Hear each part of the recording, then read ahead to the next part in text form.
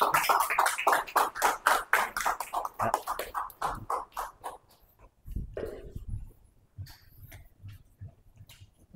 bismillahirrahmanirrahim. Assalamualaikum warahmatullahi taala wabarakatuh. Dan selamat malam ya, selamat sore. Malam ya. Okey, jadi terima kasih kepada Mas Nabil selaku moderator kita pada malam ini. Terima kasih juga kepada Public Good Indonesia cabang Yogyakarta dan Bapak Ibu para PGBO aktif cabang Yogyakarta, Ibu Resi sama semualah ya, Pak Wahid, Ibu Rasmi dan sebagainya, Bapak Ibu semua.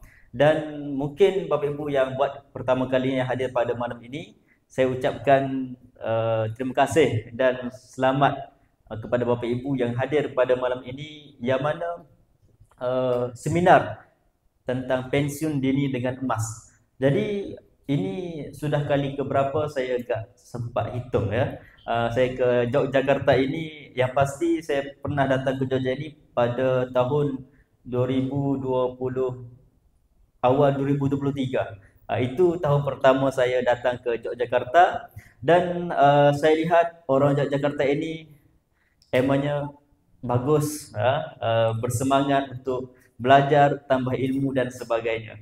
Jadi beri tepukan kepada Bapak Ibu semua yang hadir pada malam ini. Dan jadi untuk malam ini Bapak Ibu, saya ambil pendek sajalah. Saya akan share kepada Bapak Ibu pendek saja, dan malam ini saya akan ada sharing dua perkara ya. Yang pertamanya ada tentang emas, yang kedua adalah bagaimana kita mahu kaya dengan emas. Okey. Jadi Bapak Ibu, ada pointer? Tak ada pointer ya? Tak ada. Oh, itu pointer manual. Okey, baik. Terima kasih. Pointer manual. Jadi next slide. Okey, jadi Bapak Ibu, sebelum kita mulakan, saya kenalkan diri. Mungkin siapa di sini yang first time ataupun pertama kali datang, cuba angkat tangan ya. Okey. Okey, boleh dikatakan separuh dewan ini yang buat pertama kali yang hadir pada malam ini. Jadi terima kasih Bapak Ibu semua. Jadi yang belum kenal saya Muhammad Azam Amiri bin Muhammad Rafi. Bisa panggil Azam ataupun Pak Azam ke, Mas Azam ke, Tuan Azam, bisa apa-apa bisa ya. Dan saya merupakan founder Masadila Public Good Indonesia, dan saya membimbing kurang lebih 90,000 orang penyimpan emas dari seluruh Malaysia, Indonesia, Singapura dan Brunei. Dan Bapak Ibu, saya mulai nabung emas tahun 2015. Saya mulai nabung emas ini sejak tahun 2015. Waktu itu saya masih lagi di SMA, masih lagi bersekolah, umur 16 tahun. Jadi itu permulaan saya nabung emas. Dan Bapak Ibu, saya mula menjadi PGBO pada tahun 2017. Tahun 2017 itu saya baru habis SMA. Saya langsung menjadi PGBO. Okey, jadi ini sedikit sebanyak tentang diri saya. Okey, terima kasih. Jadi Bapak Ibu, hari ini ya, yang mana kita datang ke seminar kaya dengan emas ataupun seminar pensiun dini dengan emas. Jadi mungkin Bapak Ibu yang datang pada malam ini belum tahu lagi apa itu Public Gold, apa itu Public Gold Indonesia. Jadi Public Gold Indonesia ini adalah perusahaan yang jual beli emas, perusahaan yang menjalankan urus niaga jual beli emas lah, emas fisik. Yang mana Bapak Ibu bisa lihat di sini banyak foto-foto emas dan sebagainya. Jadi apa ini? Okey. Okey, dibesarkan. Okey, jadi Bapak Ibu, di Public Good Indonesia ini adalah perusahaan yang menjual emas, yang mana Bapak Ibu bisa beli emas fisik. Jadi kenapa harus menabung emas di Public Good Indonesia? Yang mana saya sering bagi tahu Public Good Indonesia ini fokusnya adalah menyediakan edukasi ilmu emas, yang mana hari ini kita datang, Bapak Ibu datang. Siapa sini dia datang rasa dia jauh datang di sini? Cuba angkat tangan, siapa dia rasa jauh, datang jauh ke sini? Perjalanan Bapak dari mana? Jogja Barat. Berapa jam? Ya, 45 minit. 45 minit. Lagi jauh ada? Ini? Klaten. Berapa minit? 1 jam Ibu Resi. Yang lain? Klaten juga. Oh, berapa jam ke sini? 1 jam juga. Naik apa? Naik motor 1 jam. Okey. Jadi itu adalah kesungguhan ya, yang mana datang jauh-jauh untuk kita mendengar sharing dan dapatkan ilmu tentang emas. Jadi Bapak Ibu, inilah yang spesialnya di Public Good Indonesia. Kita bukan hanya menjual emas. Public Good bukan hanya jual emas. Public Good menyediakan edukasi, bimbingan tentang ilmu emas lah. Yang kedua Bapak Ibu, Public Good berbagi peluang untuk berbisnes. Public Good berbagi peluang kepada kita untuk berbisnes emas. Jadi inilah yang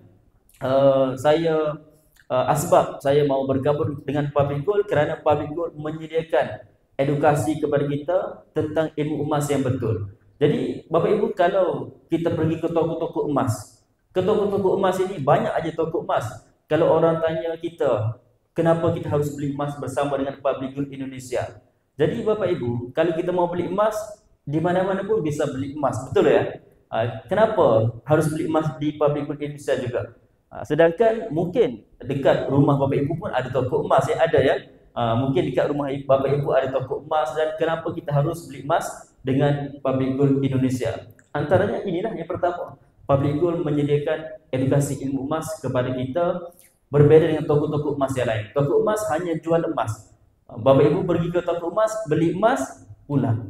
Betul ya, beli barang kemas, perhiasan, beli anting-anting, cincin dan sebagainya. Jarang sama sekali toko emas itu offer kepada kita, oh tunggu sebentar ya ibu, kita mau bikin seminar. Pernah tak begitu? Tak pernah.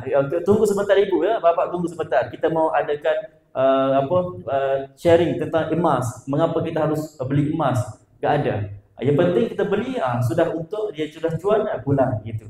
Okay? Jadi itu adalah toko emas biasa. Tapi kalau di Public Good bukan, di Public Good ini kita adakan seminar seperti inilah. Jadi itulah bedanya Public Good Indonesia dengan toko-toko emas yang lain.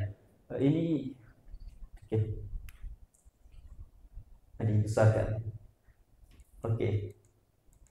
Okey, jadi Bapak Ibu, apa yang saya sering bagi tahulah, yang mana Bapak Ibu hari ini saya akan share kepada Ibu dua kategori, dua perkara, yang mana masalah tentang masalah keuangan. Yang mana masalah kewangan ini sering berlaku kepada kita apabila dalam dua keadaan ini. Masalah kewangan akan berlaku kepada kita apabila dalam dua keadaan. Yang pertamanya, kita tidak mempunyai simpanan. Sekiranya kita tidak mempunyai simpanan, maka akan datang masalah yang kedua, iaitu masalah berhutang.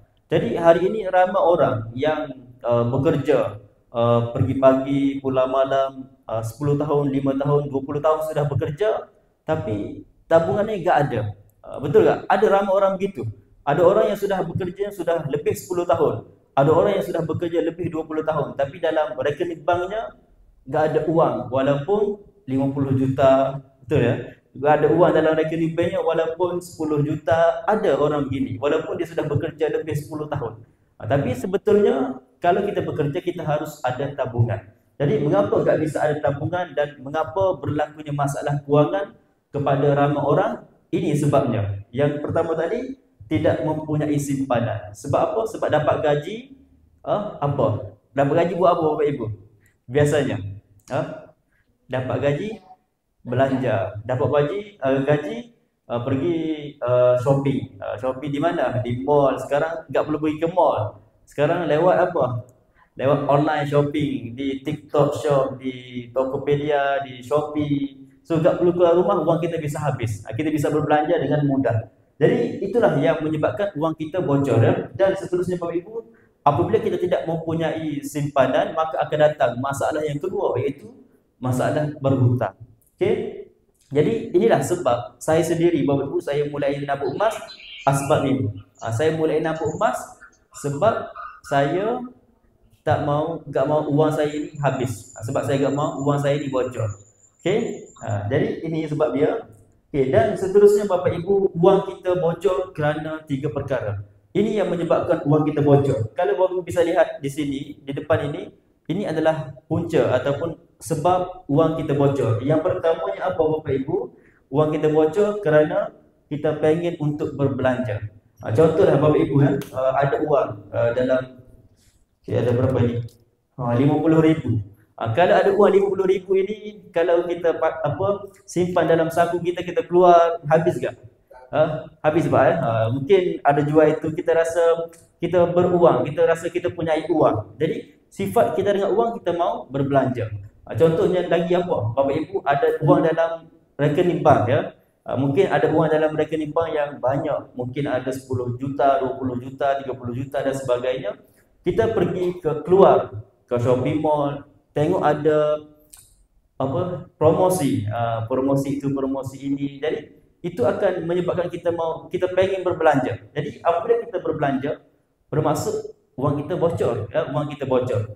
Dan seterusnya adalah Bapak Ibu ingin kaya secara instan. Antara sebab utama uang kita bocor kerana kita mau kaya secara instan. Maksudnya apa? Ramai orang hari ini terutamanya anak-anak muda terkena itu apa? Scam, MLM. Di sini dibilang apa? Investasi bodong. Investasi bodong. Ramai orang, saya pernah dengar cerita yang mana ada orang yang sudah pensiun, dapat uang. Di sini bilang uang apa? Uang pensiun ya. Uang pensiun, ada lagi uang apa yang dapat, uang off itu kumpulan, uang yang dikumpul itu ya. Dapat uang itu banyak, betul ya, banyak ya. Dapat satu kali dapat banyak. Tapi orang ini dia sebelum ni bekerja di apa pemerintah dan sebagai swasta dan sebagainya. Jadi dapat uang yang banyak dia kaget ya. Dia kaget, dia rasa apa kayak durian runtuh. Durian runtuh ya. Durian runtuh. Faham ya durian runtuh? Jadi apabila sebelum ini tak pernah ada uang banyak, tapi apabila pernah dapat uang banyak, dia tak bisa berfikir secara rasional, tak bisa berfikir secara bijak. Jadi apa ahli kewangan bilang, kalau kita dapat uang yang banyak, kalau saya tanya Bapak Ibu mau buat apa?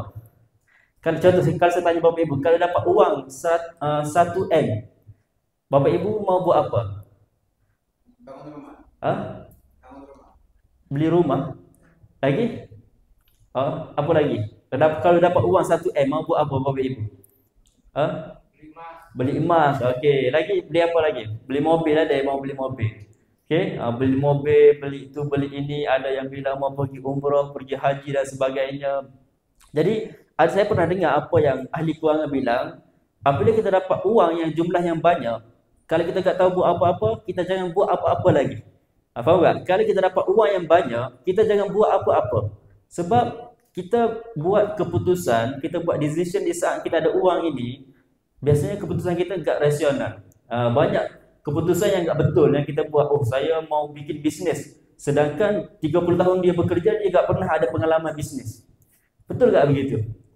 Ternyata dia, teman-teman yang undang bikin bisnes, dia buat bisnes. Sedangkan itu bukan bisnes. Itu MLM, itu investasi bodong dan sebagainya. Jadi itu menyebabkan uangnya hilang. Apa dia bilang? Hilang sekelip mata. Okay? Hilang begitu saja. Disebabkan tidak ada ilmu. Jadi sebab itu ahli kewangan bilang kalau kita dapat uang yang banyak, kalau kita tak tahu buat apa-apa, jangan buat apa-apa, simpan aja uang itu. Okey, tapi kalau kita ada ilmu, kita bisa fungsikan uang kita itu. Contohnya kita pergi invest di emas, rumah dan sebagainya, ataupun invest kepada bisnes. Tapi yang penting kita harus invest di tempat yang kita ada ilmu duluan. Okey, itu ya. Jadi ini antara penyebab ramai orang yang baru pensiun bekerja 30 tahun. Uang pensiunnya hilang 1 minggu. Ini biasa. Saya sering tengok di news akhbar ya, surat khabar. Di sini surat khabar juga ya. Di surat khabar dan sebagainya keluar orang pensiun kehilangan uang sebanyak 3M. Sebab apa? Sebab tak ada ilmu. Jadi ini uang itu bocor, itu dikira bocor tak? Itu bocor jumlah yang sangat besar. Okey, kumpulnya bekerjanya capek 30 tahun, habis uang 1 minggu. Okey, jadi itu ya Bapak Ibu. Ini yang kedua, uang kita bocor kerana kena scam. Ataupun ada teman-teman bawa, mungkin duduk di rumah minum kopi, tiba-tiba teman datang ajak undang bisnes. Oh ini Pak, yuk kita join bisnes sama saya, 1 minggu untung. Ini invest apa ini confirm tipu. Ataupun join 1 bulan nanti dapat pulangannya 100%. Itu kalau orang ada ilmu tak akan join. Okey, jadi itulah uang kita bocor. Dan yang ketiga adalah Bapak Ibu, orang pinjam uang kita. Jadi ini pun sebab wang kita bocor.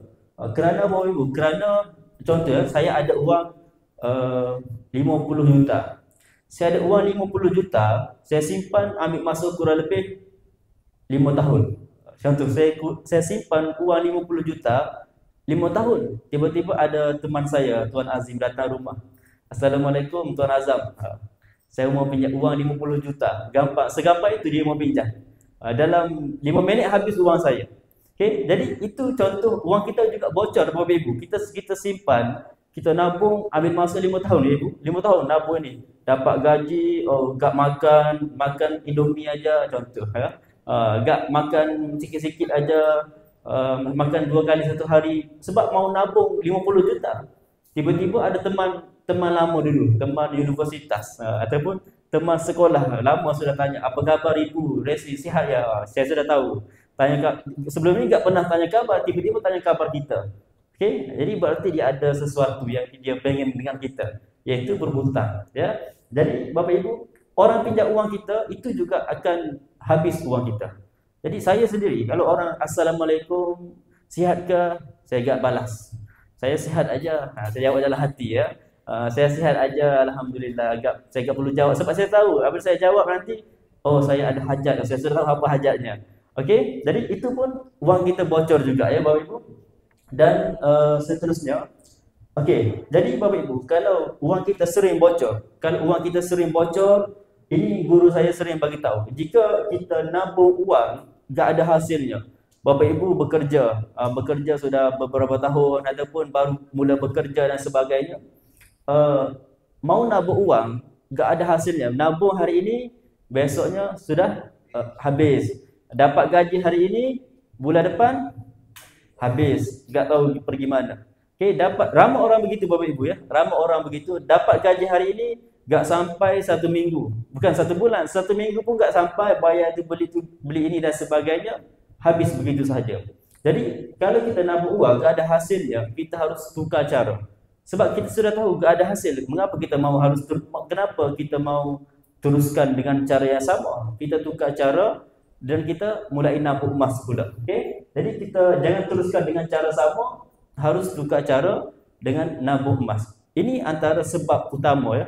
Saya nabung emas. Dulu saya mulai nabung emas dari tahun 2015. Sebab saya nabung emas sebab ini. Sebab saya tak mahu uang saya bocor. Saya dulu ada uang yang banyak juga sebab saya sudah mulai bisnes. Suatu di sekolah dulu, saya ada bisnes sendiri, perusahaan sendiri. Jadi saya ada uang. Jadi uang saya ni sering habis, sikit-sikit habis. Jadi saya fikir bagaimana cara untuk uang saya ni tak habis, tak bocor, saya beli emas. Ternyata Bapak Ibu, setelah saya konsisten menabung emas, saya target menabung emas 1 tahun. 1 tahun yang pertama saya ada kurang lebih 20 gram. 20 gram emas. Jadi saya fikir sebelum ni saya mau nabung uang, tak ada hasil. Tapi setelah saya nabung emas, ternyata emas makin bertambah. Simpanan saya ni ada hasil dan tak hilang. Okey, itu ya. Jadi inilah yang apa yang guru saya beritahu, kalau kita nabung emas, nabung uang tak ada hasil, tukar cara dengan kita nabung emas. Jadi Bapak Ibu, kalau tanya apa kelebihan emas? Mengapa kita harus nabung emas? Apa beza kita nabung emas berbanding kita nabung uang? Jadi Bapak Ibu, emas sebenarnya mudah dibawa ke mana-mana. Emas ini mudah, gampang untuk kita bawa ke mana-mana. Saya datang ke Indonesia, ke mana-mana saya sering bawa emas, sebab emas ini mudah. Tak seperti uang. Uang ni kalau mau bawa banyak, tebal ya. Kalau 10 juta banyak kan? 10 juta. Okey, 10 juta mungkin tebal itu ya. Tapi kalau emas 10 juta berapa gram kalau 10 juta di sini? 5 gram. 5 gram besar, kecil aja ini. Itu bermaksud mudah dibawa ke mana-mana. Kalau 100 gram di sini berapa harga Ibu sekarang? 9 apa? 100 juta kurang lebih. 190 juta. Okey, ini tangan saya ada 100 gram. Ini. Berapa harga 100 gram? 190 juta. Kalau saya simpan dalam 190 juta dalam saku saya, mudah tak? Mudah. Tak boleh. Saya harus pakai tas. Kalau 190 juta. Tapi kalau ini 100 gram, tak ada masalah. Orang tak tahu pun saya ada 100 juta. Ibu tak tahu kan? Tak tahu kan? Tak tahu ya. Sebab saya tak tunjuk, orang tak tahu. Setelah saya tunjuk, oh ada 190 juta dalam saku Tanah Azhar. Ya. Faham tak? Ini bisa beli apa ini? Mobil ya. Berarti mobil dalam saku saya. Faham tak? Ini kekayaan kita bisa dibawa ke mana-mana. Sekarang ini Bapak Ibu bisa kan news yang terbaru dalam satu minggu ini apa yang berlaku? Krisis. Peperangan antara Iran dengan Israel. Jadi itu Bapak Ibu, apa kita bisa lihat, apa yang kita bisa pelajari, ada rakyatnya lari. Dia mau bawa uang, enggak boleh. Mungkin boleh tapi sedikit aja bisa bawa. Tapi kalau dia bawa uang dan lari ke negara lain, negeri lain pun enggak bisa dipakai uang itu. Dia mau bawa rumah, bisa enggak bawa rumah? Kalau ibu ada 10 rumah, walaupun kaya ni ada rumah 10 buah rumah di situ. Berlakunya peperangan, mau bawa rumah pikul. Enggak boleh. Enggak boleh bawa rumah. Ataupun ibu ada banyak mobil banyak di rumah, enggak bisa buat apa-apa. Ataupun banyak tanah. Ibu ada banyak tanah. Berlakunya peperangan bisa ambil enggak tanah. Enggak bisa bawa apa-apa. Kalau bawa apa dibilang sertifikatnya pun aja pun enggak buat apa-apa juga. Bawa lari sertifikat pergi ke contoh pergi ke Dubai. Mau buat apa? Tak bisa buat apa-apa. Okey, sebab tanahnya di mana? Di Jakarta. So tak bisa buat apa-apa. Okey, jadi emas ini Bapak Ibu kita bisa ambil pedoman, kita bisa ambil sejarah. Yang mana sejarah ni sentiasa berulang ya. Yang mana kita bisa tengok di sejarah-sejarah yang lepas, contohnya berlakunya di Vietnam ya, peperangan di Vietnam di beberapa tahun, puluh tahun yang lalu. Apabila berlakunya peperangan, rakyat Vietnam itu lari daripada negara Vietnam dengan menaiki kapal bawa emas. Mengapa mereka tak bawa rumah, tak bawa sapi, kambing? Sebab itu kan mungkin harta juga. Uangnya banyak ada di rumah tapi tak dibawa. Kenapa? Sebab susah. Yang pertama susah mau bawa. Yang keduanya selain itu dia tak punya nilai di tempat lain. Okey, jadi itu yang pertamanya Bapak Ibu, emas ini mudah dibawa ke mana-mana. Saya ke mana-mana saya bawa emas, tak ada masalah. Okey, saya bawa emas. Kemarin saya pergi ke Dubai, saya pergi umrah, saya pergi ke mana?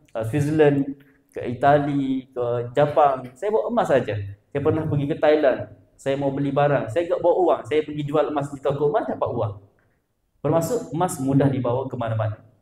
Dan seterusnya Bapak Ibu, harga terjangkau untuk jangka panjang. Ini 100 gram hari ini 190 juta ya. Dulu saya beli kurang lebih enggak sampai 10 juta. Okey, saya beli enggak sampai 10 juta. Bukan, saya enggak pasti. Harus hitung dulu. 400,000 darab 40 juta ya. 40 juta betul kan? Dulu saya beli 40 juta aja Bapak Ibu, sekarang sudah hampir 200 juta. Itu bermaksud harga yang terjangkau untuk jangka panjang. Tak perlu fikir, tak perlu harus study duluan. Sebentar ya, saya mau study dulu, ambil masa 1 bulan mau study tetap emas. Jangan, itu buang masa. Okey, so ada uang beli emas, Seterusnya Bapak Ibu bisa dijual atau gadai kapan-kapan aja. Berarti apa? Kita bisa jual emas ini. Kalau saya mau jual, di mana-mana pun bisa jual emas. Ini saya bisa bawa ke toko emas di sini contoh. Saya bisa jual. Saya pulang ke kampung, saya jual di kampung saya pun bisa. Saya pergi ke Thailand, saya jual bisa. Saya pergi ke Jepang, bisa jual. So di mana-mana pun bisa jual dan bisa digadai. Kemarin saya pernah pergi ke Tanjung Balai. Tahu Tanjung Balai? Dekat dekat Johor sana, dekat Batam, Tanjung Balai. Saya bawa emas dan saya mau cuba tanya di pegadaian. Walaupun saya orang Malaysia, saya mau cuba gadai di pegadaian itu. Saya tanya, bisa terima tak? Dia kata boleh. Saya orang Malaysia, boleh, tak ada masalah. Bagi pasport aja. Jadi berarti apa? Bisa gadai di mana-mana emas yang kita ada. Okey, seterusnya emas adalah aset yang mudah dikumpul sedikit demi sedikit. Betul ya Bapak Ibu? Aset ni ada beberapa jenis aset. Yang pertamanya emas, rumah, tanah dan emas. Antara ketiga jenis aset ini, mana yang paling mudah untuk kita kumpul sedikit demi sedikit? Emas. Bisa tak beli emas 1 gram 1 bulan? Bisa. Bisa tak beli emas 300,000 1 bulan? Bisa. Bermaksud apa? Mudah untuk kita membangun kekayaan sedikit demi sedikit. Tak perlu ada bajet yang besar. Tak perlu ada uang 1M baru bisa beli emas. Seperti mau beli rumah harus ada uang 1M contoh. Mau beli tanah harus ada uang 1M. Tapi emas tak perlu. Bapak Ibu ada uang 1 juta, 2 juta sudah bisa beli emas. 1 gram, 2 juta bisa beli 1 gram emas. Berarti kita bisa kumpul sedikit demi sedikit. Okey, inilah kelebihan kita nabung emas. Jadi Bapak Ibu kita bisa lihat ya, ini keuntungan kenaikan harga emas beberapa tahun yang lalu yang saya ambil ya, yang mana ini pada tahun 2015 ini, ya Allah. Hilang. Besar kembali.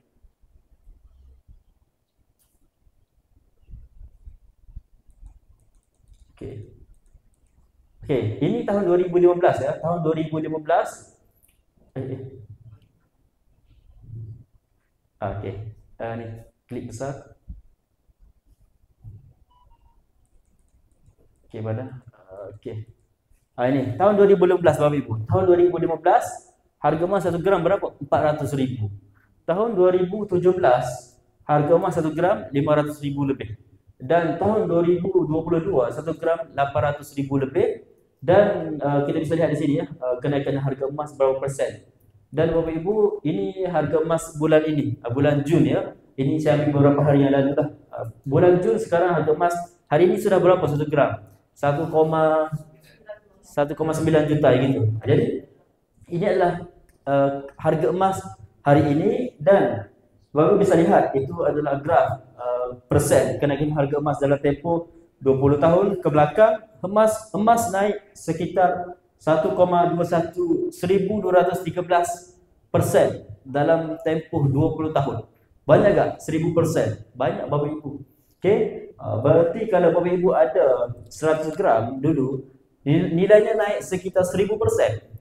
100% pun sudah banyak, apatah lagi 1000%. Okey, jadi itu dalam tempoh 20 tahun. Dalam tempoh 5 tahun ke belakang, harga emas naik kurang lebih 119% dalam tempoh 5 tahun ke belakang.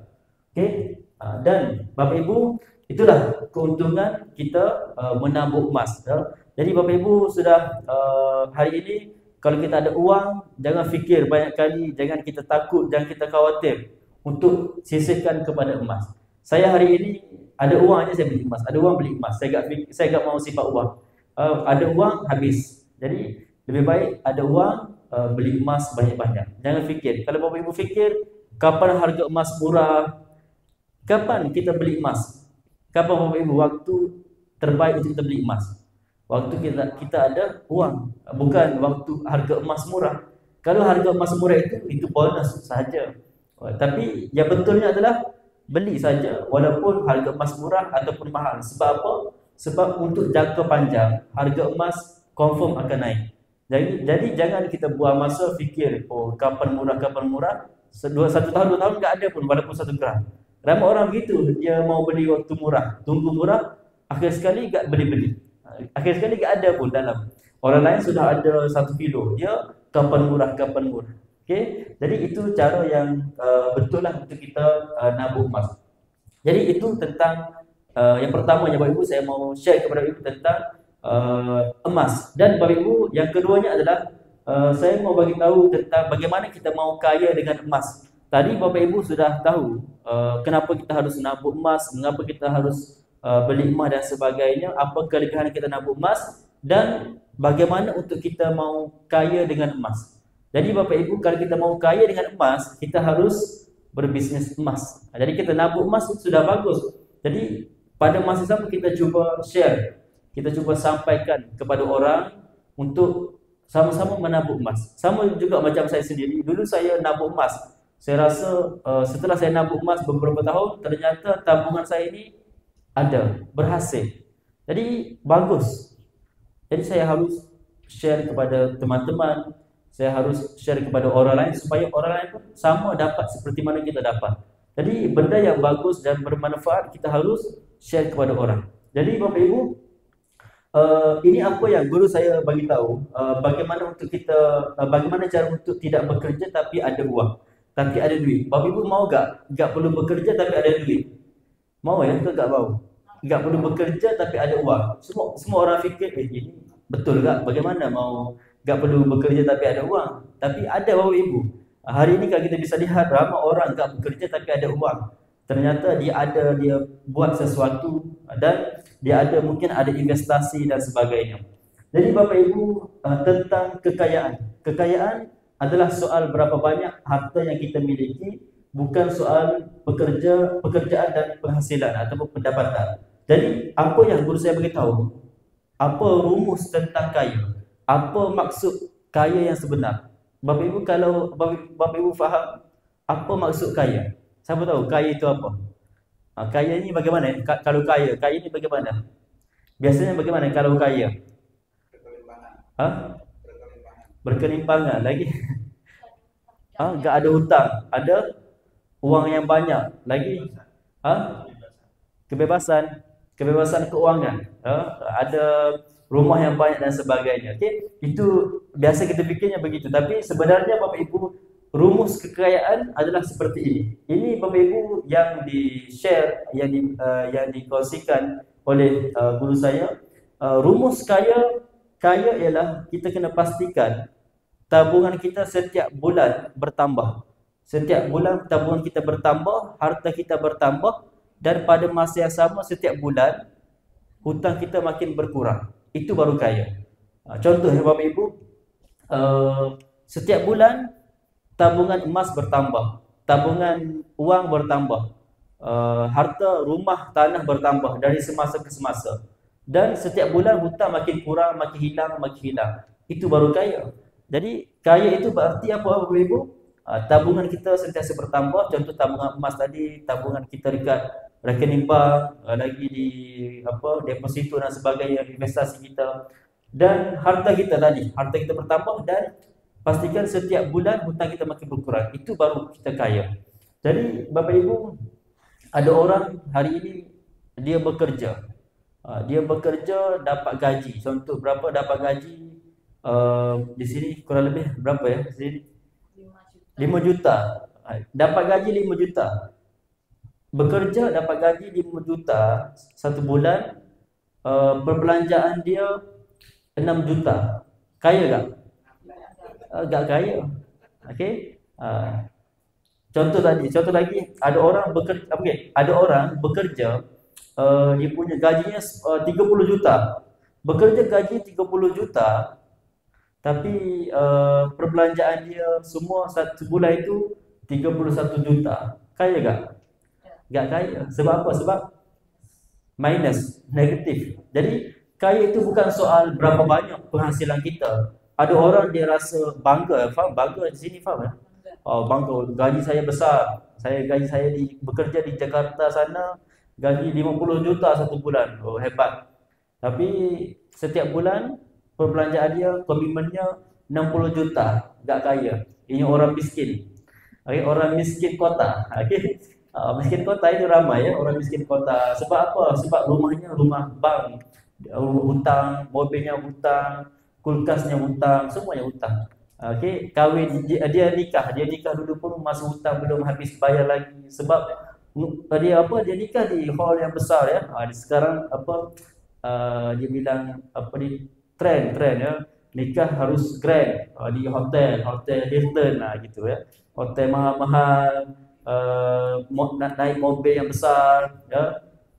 Anak sudah 3 belum habis hutang lagi bayar. Ini biasa terjadi Bapak Ibu. Dia mau ada lifestyle saja, tapi hakikatnya hutang banyak. Jadi orang ini gak kaya. Betul tak? Kaya kalau begini. Sebab kaya ini bukan soal berapa banyak penghasilan kita, tapi soal berapa banyak tabungan yang kita bisa lakukan setiap bulan. Berapa banyak hutang kita makin bertambah setiap bulan, setiap tahun. Dan berapa banyak hutang kita semakin berkurang. Itu baru kaya. Jadi ada orang yang contoh bekerja di sini, bekerja di Jogja, Di Klaten, bekerja di Klaten. Gajinya 5 juta. Gaji 5 juta, perbelanjaan dia sebulan 2 juta. Kaya tak orang ini? Kaya. Sebab apa? Sebab setiap bulan kekayaan dia bertambah sebanyak 3 juta. Berarti setiap bulan dia kaya 3 juta. Setiap bulan dia kaya 3 juta. 10 bulan berarti dia sudah ada 30 juta. Ini orang lagi kaya daripada orang yang bekerja tadi di Jakarta gajinya 50 juta. Okey, itu masuk kekayaan. Jadi kita harus faham kaya ini bukan soal berapa banyak gaji, penghasilan dan sebagainya, tapi berapa banyak tabungan yang Bapak Ibu bisa lakukan, berapa banyak harta dari satu tahun. Oh, tahun ini bisa beli satu rumah. Tahun depan bisa beli satu rumah lagi. Itu baru kaya, betul tak? Tahun depan hutang mobil sudah hilang. Tahun depan lagi hutang makin hilang. Macam apa Tuan Azim. Tuan Azim beli Tok Acik Odah ni. Ini orang kaya ya. Dia beli rumah, satu tahun satu rumah. Tahun lalu beli satu rumah harga 3M. Tahun lalu, tahun 2014 beli rumah 3M. Minggu lepas beli lagi satu rumah harganya 6M. Ini orang kaya. Ini baru orang kaya, tahu tak? Ini orang kaya ni ya. Okey. Jadi itu contoh Bapak Ibu. Itu baru kita, sebab apa? Sebab itu harta bertambah. Rumah bertambah. Bukan mobil. Mobil bukan harta. Mobil itu liability. Beli hari ini harganya 100 juta. Lagi 5 tahun harganya jadi 200 juta kan kalau mobil. Lagi 5 tahun jadi 50 juta. Lagi 10 tahun jadi 20 juta. Lagi 30 tahun jual besi buruk. Ya, betul ya? Bisa dijual, dipotong-potong, jual itu. Okey, dan dapatlah 10 juta, 20 juta. Okey, itu mobil. Jadi kita kena tahu apa harta yang betul, apa tabungan yang betul.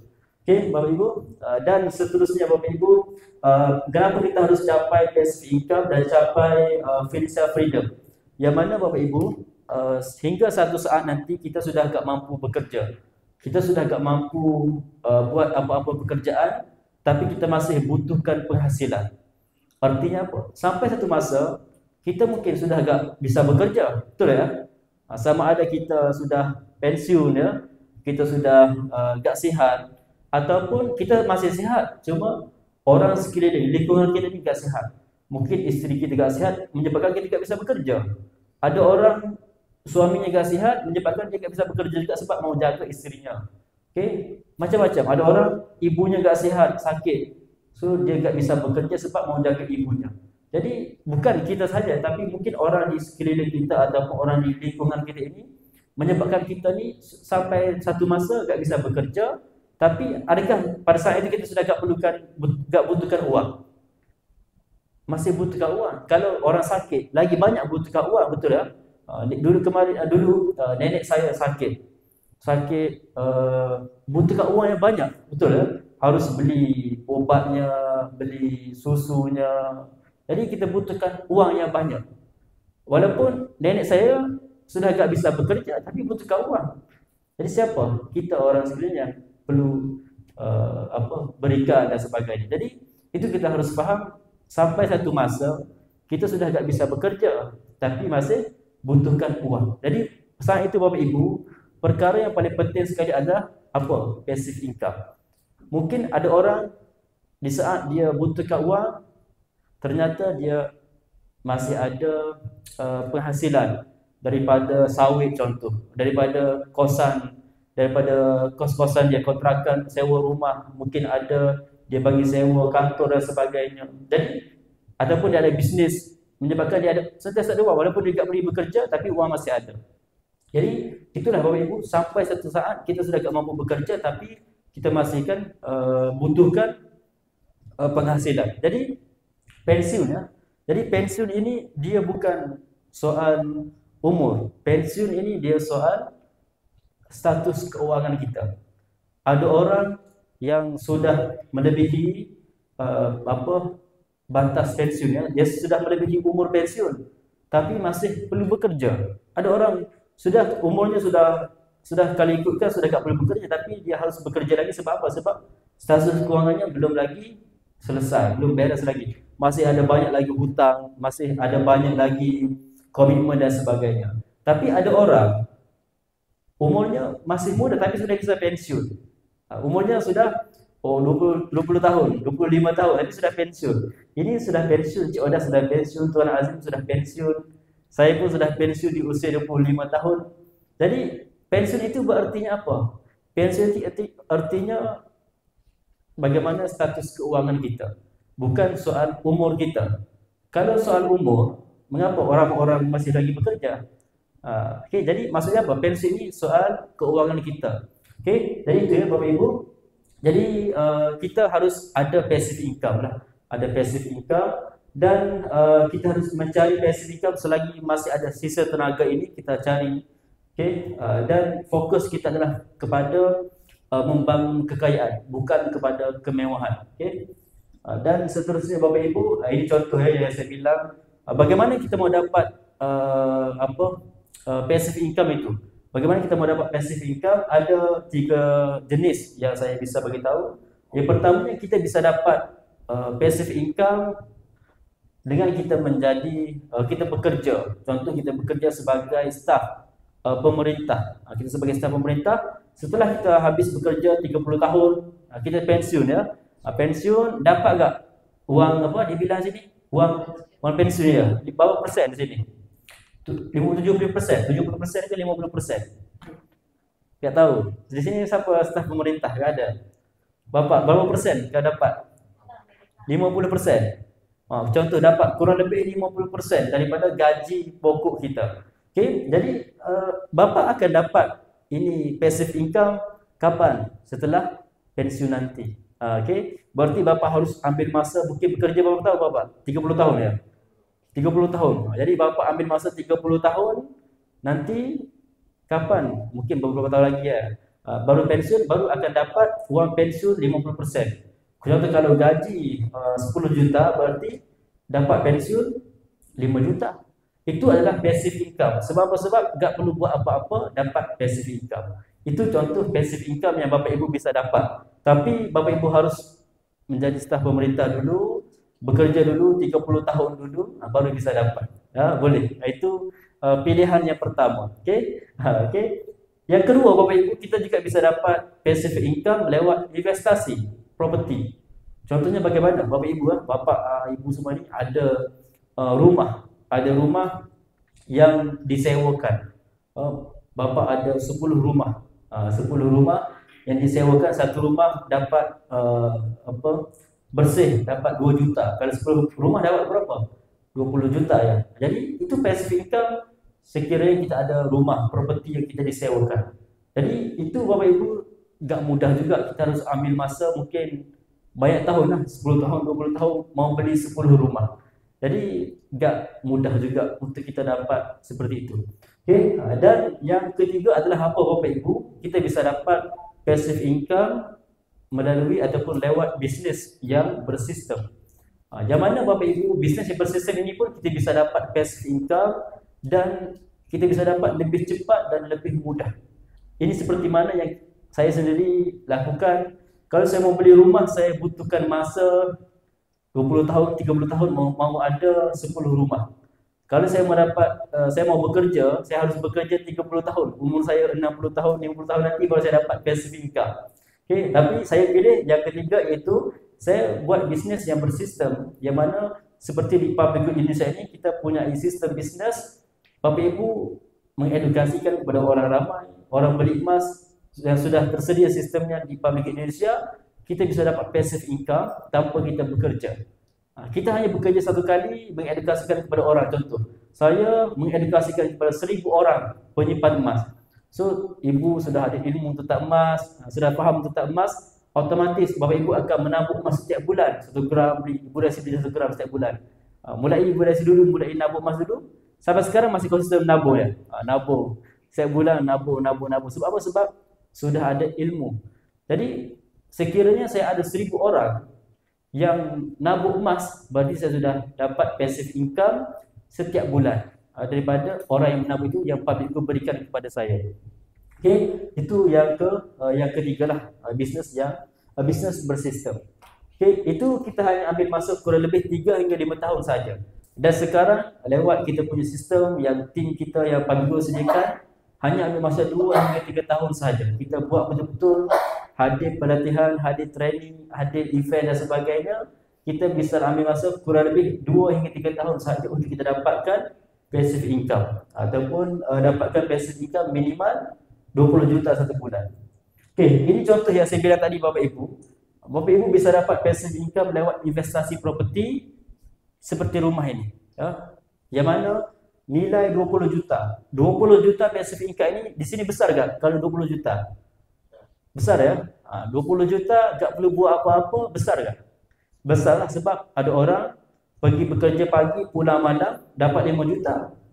Tapi bapak duduk di rumah main sama anak cucu, dapat 20 juta satu bulan. Berarti besar daripada kita pergi kerja pagi, pulang malam. Okay? Ini Bapak Ibu, kita bisa dapat 20 juta. Bagaimana? Bapak Ibu harus ada minimal 10 rumah dulu. Harus ada 10 rumah. Boleh tak ada 10 rumah dulu? Ya? Boleh ya? Boleh, boleh. Okay, ambil masa berapa tahun? Mungkin ambil masa 20 tahun baru ada 10 buah rumah. Okay, macam ada 20 tahun lah sebab 1 tahun 1 rumah. Betul lah. 20 tahun baru ada 20 rumah. Okay, jadi Bapak Ibu ambil masa 20 tahun baru ada 20 rumah dan setiap satu rumah itu kita bisa dapat passive income 2 juta. 2 juta daripada apa? Kontrakan, sewa, orang sewa, bayar sewa kepada kita setiap bulan 2 juta. 10 rumah kita sudah dapat 20 juta tanpa kita bekerja. Itu adalah passive income lewat properti lah kalau Bapak Ibu mau dapat seperti ini. Okay, jadi yang kedua Bapak Ibu, nilai passive income kita juga bisa dapat passive income lewat investasi. Bapak Ibu bisa dapat passive income melalui investasi ini. Bagaimana? Bapak Ibu harus ada uang sebanyak 4,8 M. Bapak Ibu harus ada uang sebanyak 4,8 miliar pergi invest. Di mana? Di deposito, di reksadana dan sebagainya yang menjanjikan ataupun yang memberikan pulangan dividen kepada kita minimum 5% setiap tahun. Jadi kita akan dapat kurang lebih keuntungan setiap tahun 240 juta untuk 1 tahun. Bapak Ibu akan dapat. Jadi kita bahagi kepada 12 bulan, berarti Bapak Ibu akan dapat 20 juta satu bulan. Ini pun sama, Bapak Ibu tak bisa bekerja. Bapak ada uang 4,8 M, pergi letak dekat deposito, reksadana, dapatlah uang 20 juta satu bulan. Okey, ini pun boleh juga, tapi syaratnya apa? Apa syaratnya? Harus ada 4,8 M dulu lah. Okey. Kalau tak ada 4,8 M bisa tak? Tak bisa. Okey. Nah, jadi ini cara yang kedua lah. Dan yang ketiga Bapak Ibu ni yang saya bilang tadi, Bapak Ibu bisa dapat passive income lewat bisnes public good ini minimal 20 juta satu bulan. Hanya Bapak Ibu menjadi bisnes public PGBO ataupun public good business owner, dealer public good. Apa itu dealer public good Bapak Ibu? Kita hanya mengedukasikan. Contoh ni para PGBO kita ni yang datang pada hari ini. Mereka ni penyimpan emas dan pada masa yang sama mereka happy menabung emas, mereka share kepada orang lain. Okey, happy menabung emas macam saya setelah saya happy, saya suka menabung emas, saya share kepada orang lain. Saya bikin posting, saya bikin video konten dan sebagainya, saya bikin seminar, saya pergi jumpa orang, saya ceritakan kepada orang tentang bagusnya menabung emas ini. Jadi kita hanya memberikan manfaat, kita share kepada 1,000 orang penyimpan emas. Sekiranya Bapak Ibu ada 1,000 orang penyimpan emas yang menabung emas setiap bulan minimal 1 gram, harganya kurang lebih 1 juta contoh. Okay, walaupun hari ini sudah 2 juta, tapi saya ambil yang average ya, 1 juta. Jadi 1,000 orang penyimpan emas beli emas 1 gram 1 bulan, kita akan dapat omsetnya sekitar 1 M. Jadi 1 M ini Bapak Ibu darab dengan 2% cashback ataupun insentif dealer public good. Jadi Bapak Ibu akan dapat penghasilan ataupun income sebanyak passive income sebanyak 20 juta satu bulan. Sama saja. Ini Bapak Ibu hanya ambil masa beberapa tahun saja. 1 tahun, 2 tahun bisa dapat 1,000 orang penyimpan emas ataupun customer Bapak Ibu dan sudah bisa dapat passive income. Ini pun passive income juga. Saya mengedukasikan satu kali kepada orang itu, orang itu sudah faham, sudah ada ilmu, dia akan menabung setiap bulan. Okey, itu contoh. Kalau bapak ibu ada 2,000, dikali 2 aja. Okey, dikali lagi. Okey, macam penodah Tuan Aziz ni, dia ada 30,000. 30,000, banyak tak? 30,000. Okey, banyak 30,000. Ini baru 1,000. Ini saya bilang 1,000 penghasilannya, passive income-nya 20 juta. Kalau 30,000 customer, dikali 30,000 lah. Okey, jadi itulah potensi kita menjadi PGBO, hanya mengedukasikan kepada orang untuk menabung emas sahaja.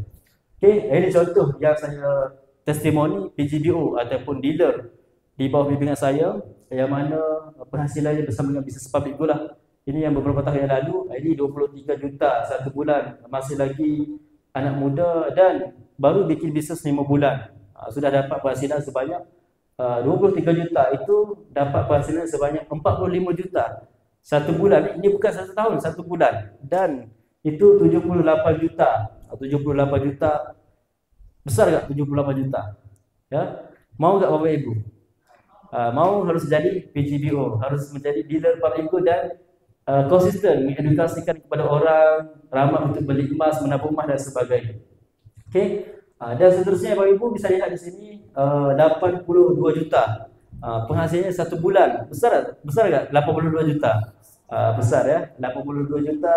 Ini 93 juta satu bulan. Okey, ini adalah masa depan Bapak Ibu semua ya, insya-Allah. Dan seterusnya ini Bapak Ibu 120 juta satu bulan. 120 juta satu bulan.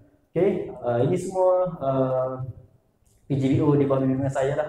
Dan ini satu bulan penghasilannya masih lagi anak muda, umur 20-an, masih sebanyak 235 juta satu bulan ya, bukan satu tahun. Hanya apa? Hanya menjadi PGBO, mengedukasikan kepada orang ramai untuk nabung emas. Ajak orang nabung emas, orang beli emas, itu aja. Dan ini berapa? 454 juta satu bulan ya. Ini satu bulan, ini satu bulan, bukan satu tahun. Penghasilan bersama dengan bisnes public goal, hanya ambil masa 6 tahun ya. 6 tahun ya. Selepas 6 tahun dia buat bisnes public goal, penghasilannya sudah 450 juta. So ini cara yang paling cepat untuk kita membangun kekayaan lewat bisnes yang bersistem. Bapak Ibu mau pilih investasi boleh, tapi harus ambil masa yang lama. Mau kumpul uang 4,8 M boleh, tapi kumpul uang 4,8 M pun ambil masa beberapa tahun. Tapi kalau kumpul-kumpul sedikit uang bocor, kumpul-kumpul uang bocor, tak capai juga. Okey, ataupun mau melalui investasi properti, mau beli rumah, bukan mudah mau beli rumah. Okey, harus ini banyak urusannya. Okey, ini contoh penghasilan PGBO di bawah bimbingan saya dari Malaysia, dan saya mahu tunjuk juga PGBO dan saya dari Indonesia yang masih baru kurang 1 tahun ya. Ini semua yang kurang 1 tahun ya. Ini dapat 5 juta, ini pun 5 juta. Okey, ini baru ya, bulan kemarin. Okey, ini 7 juta, ini 2 juta satu bulan. Okey, dan ini 15 juta satu bulan. Ini masih kurang 1 tahun menjadi PGBO, menjadi dealer public goal, baru 5 bulan, 6 bulan sahaja.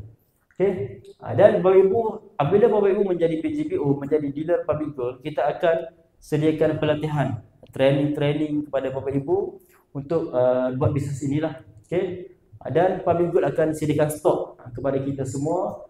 Ini contoh cara-cara yang kita buat lah.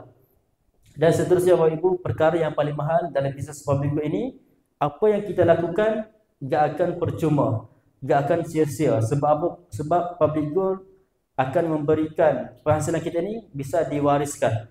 Jadi apa yang kita lakukan, passive income yang kita buat ini, public goal akan berikan kepada pewaris sekiranya kita sudah meninggal dunia nanti. Ini sahabat saya, Tuan Abdul Rahman, almarhum Abdul Rahman, sudah meninggal dunia beberapa tahun yang lalu.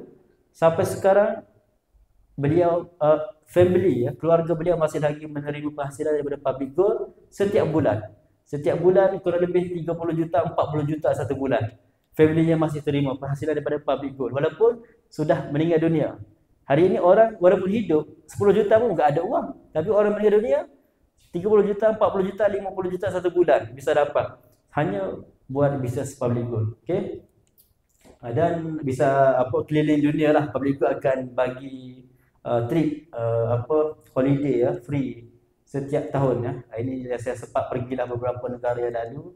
Okey. Jadi Bapak Ibu itulah yang mana potensi selain daripada Bapak Ibu menabung emas bersama dengan Public Gold Indonesia, kita juga bisa mencapai kebebasan keuangan ataupun kita bisa capai pensiun dini dengan emas. Itulah cara yang paling cepat untuk kita mau kaya dengan emas. Jadi itu saja Bapak Ibu, saya kembalikan kepada Mas Nabil. Oke, minta tepuk tangannya untuk Tuan Azhari yang telah memberikan ilmu yang bermanfaat dan juga materi yang luar biasa pada